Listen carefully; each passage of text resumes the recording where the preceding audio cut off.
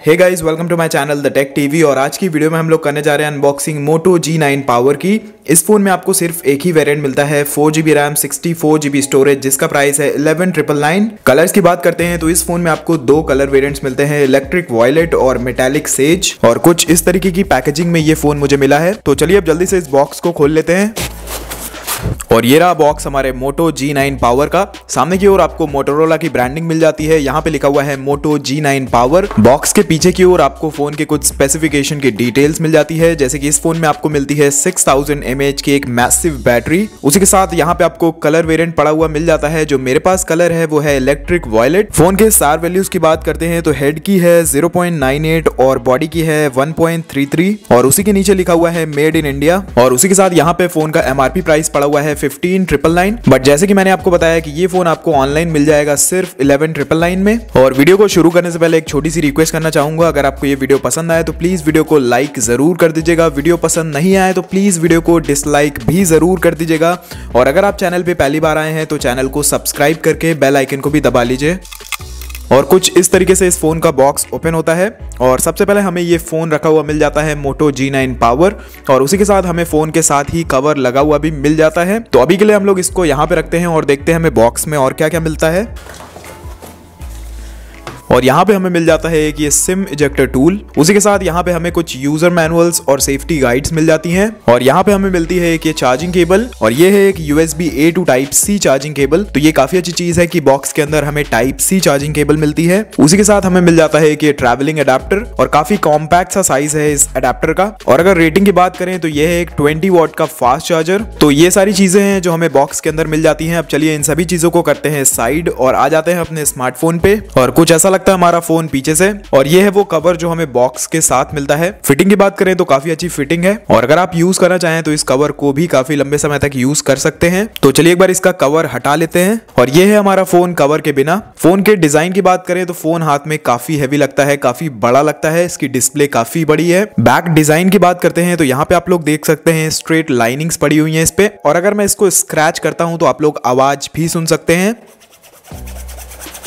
बाकी जो इसका बैक डिजाइन है वो काफी अच्छा है, काफी नीट है। यहाँ पे आपको कैमरा सेटअप मिल जाता है, उसी के साथ यहाँ पे आपको फिजिकल फिंगरप्रिंट सेंसर मिल जाता है। उसी के ऊपर आपको मोटोरोला की ब्रांडिंग भी मिल जाती है। तो आप लोग मुझे कमेंट सेक्शन में जरूर बताइएगा कि आपको इस फोन का डिजाइन कैसा लगा। फोन के फिजिकल ओवरव्यू की बात करते हैं तो नीचे की ओर आपको माइक मिल जाता है। यहाँ पे Type C पोर्ट है for charging and data transfer. उसी के बगल में मिल जाता है स्पीकर ग्रिल। फोन के राइट हैंड साइड पे हमें पावर ऑन ऑफ करने के लिए एक बटन मिल जाती है, और उसी के ऊपर हमें दो बटन मिल जाते हैं वॉल्यूम को कंट्रोल करने के लिए। और जो हमारी पावर ऑन ऑफ बटन है उसके ऊपर भी हमें सेम डिजाइन मिलती है जो हमें बैक में मिलती है। यहाँ पे भी हमें लाइनिंग मिल जाती है बटन्स के ऊपर। और बाकी जो वॉल्यूम की बटन है वो एकदम प्लेन है। फोन के टॉप की बात करते हैं तो यहाँ पे हमें 3.5 mm हेडफोन जैक मिल जाता है। उसी के साइड में हमें मिल जाता है secondary noise cancellation microphone. Phone के लेफ्ट हैंड साइड की बात करते हैं तो यहाँ पे हमें सिम ट्रे मिल जाती है, और यहाँ पे हमें एक अलग से डेडिकेटेड बटन मिल जाता है असिस्टेंट को ऑन करने के लिए। तो चलिए एक बार इसकी सिम ट्रे को भी खोल के देख लेते हैं। और हमें इस फोन में मिल जाती है कि ये हाइब्रिड सिम स्लॉट, यानी कि एक टाइम पे आप इस फोन पे या तो दो सिम कार्ड्स लगा सकते हैं या फिर एक सिम कार्ड और एक मेमोरी कार्ड लगा सकते हैं। और जैसे कि मैंने आपको बताया कि ये फोन काफी टॉल है, काफी हैवी है। फोन के वेट की बात करते हैं तो वो है 221 ग्राम्स। तो अगर आपको एक बड़ी डिस्प्ले वाला फोन पसंद है तो आप इस फोन को खरीद सकते हैं। फोन की डिस्प्ले की बात करते हैं तो यहाँ पे आपको मिलती है 6.8 इंचेस की एक HD+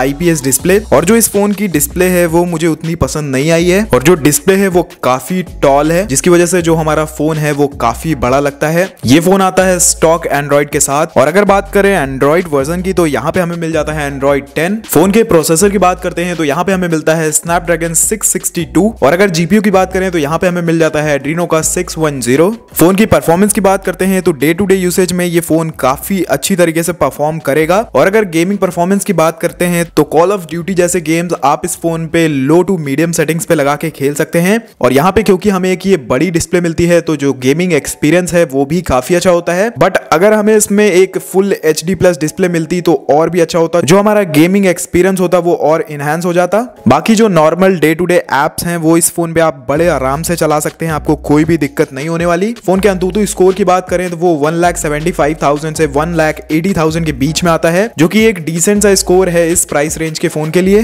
फोन के सेंसर्स की बात करें तो आपको इस फोन पे gyroscope, accelerometer, proximity, gravity, physical fingerprint sensor और फेस अनलॉक मिल जाता है। आपको इस फोन पे कोई भी नोटिफिकेशन लाइट नहीं मिलती है। कुछ एडिशनल फीचर्स की बात करते हैं तो यहाँ पे आपको डुअल 4G वोल्टी का सपोर्ट मिल जाता है, वाईफाई कॉलिंग का सपोर्ट है, ब्लूटूथ 5.0 है, LPDDR4X रैम है, eMMC स्टोरेज टाइप है। आपको इस फोन पे काफी सारे क्विक जेस्चर्स भी मिल जाते हैं, वाइडवाइन L1 का सपोर्ट है और आपको इस फोन में NFC का भी सपोर्ट मिल जाता है। और यहाँ पे हमें इस फोन पे FM रेडियो भी मिलता है। और अगर आप इसमें गूगल कैमरा इंस्टॉल करना चाहते हैं तो आप वो भी कर सकते हैं, क्योंकि हमें इस फोन पे कैमरा टू API का भी सपोर्ट मिल जाता है। और ये फोन आता है IP52 वाटर रेपेलेंट डिजाइन के साथ। तो हल्की फुल्की बारिश में अगर आप इस फोन को यूज कर रहे हैं तो इस फोन में कोई भी दिक्कत नहीं आएगी। याद रखिएगा ये वाटर रेपेलेंट है, वाटर प्रूफ नहीं है। तो अगर आप इस फोन को डायरेक्टली पानी के अंदर डालेंगे तो ये फोन खराब हो जाएगा। बट अगर इस फोन पे हल्के फुल्के बारिश के ड्रॉप्स पड़ते हैं, हल्का फुल्का भीग जाता है, तो चांसेस रहेंगे कि आपका फोन खराब नहीं होगा। फोन के कैमरास की बात करते हैं तो पीछे की ओर आपको ट्रिपल कैमरा स्लॉट मिल जाता है।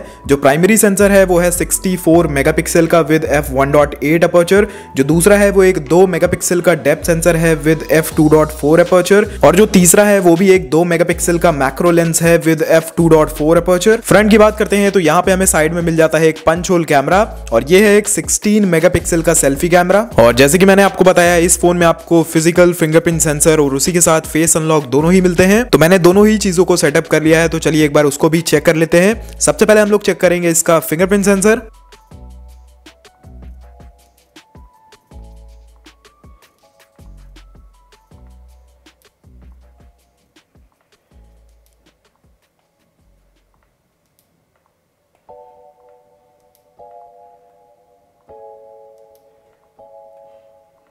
आप चेक करते हैं इसका फेस अनलॉक।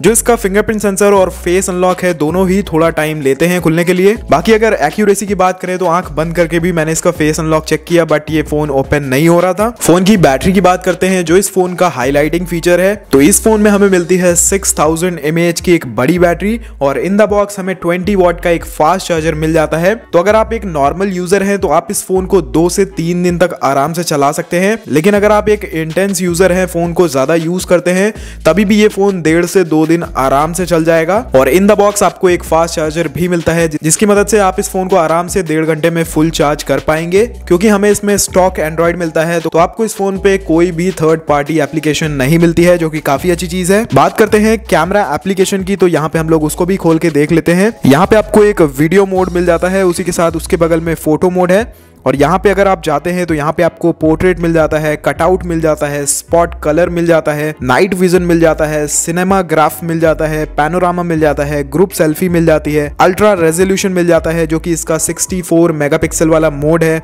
और उसी के साथ आपको लाइव फिल्टर और प्रो मोड भी मिल जाता है। वीडियो की बात करें तो यहाँ पे आप स्लो मोशन रिकॉर्डिंग कर सकते हैं, टाइम लैप्स बना सकते हैं और यहाँ पे आपको एक स्पॉट कलर का भी फीचर मिल जाता है। और वीडियो के लास्ट में मैं इस फोन के कैमरा से खींची हुई कुछ सैंपल्स लगा दूंगा ताकि आपको एक आइडिया लग जाए कि इस फोन की कैमरा क्वालिटी कैसी है। ये थी एक अनबॉक्सिंग वीडियो इसी मोटो G9 पावर की। और अगर अपनी बात करता हूं तो मुझे इस फोन की डिस्प्ले उतनी पसंद नहीं आई है और ना ही मुझे इस फोन का कैमरा उतना पसंद आया है। लेकिन अगर आप एक फोन ढूंढ रहे हैं जिसमें आपको एक बड़ी डिस्प्ले चाहिए, फास्ट चार्जर चाहिए और बड़ी बैटरी चाहिए, तो आप इस फोन को खरीद सकते हैं। लेकिन अगर आप एक फोन ढूंढ रहे हैं जिसमें आपको एक अच्छी डिस्प्ले चाहिए और अच्छा कैमरा चाहिए, तो मैं आपको ये फोन रिकमेंड नहीं करूंगा। बाकी आप लोग मुझे कॉमेंट सेक्शन में जरूर बताइएगा कि आपको ये स्मार्टफोन कैसा लगा, आपको इसका डिजाइन कैसा लगा और आपको इस फोन का ये वाला कलर कैसा लगा। तो आज की वीडियो में बस इतना ही। अगर आपको ये वीडियो पसंद आई हो तो प्लीज वीडियो को लाइक जरूर कर दीजिएगा। वीडियो पसंद नहीं आई हो तो प्लीज वीडियो को डिसलाइक भी जरूर कर दीजिएगा। और अगर आप चैनल पे नए हैं तो चैनल को सब्सक्राइब करके बेल आइकन को भी दबा लीजिए। और मैं आपसे मिलता हूं एक नए वीडियो में। Until then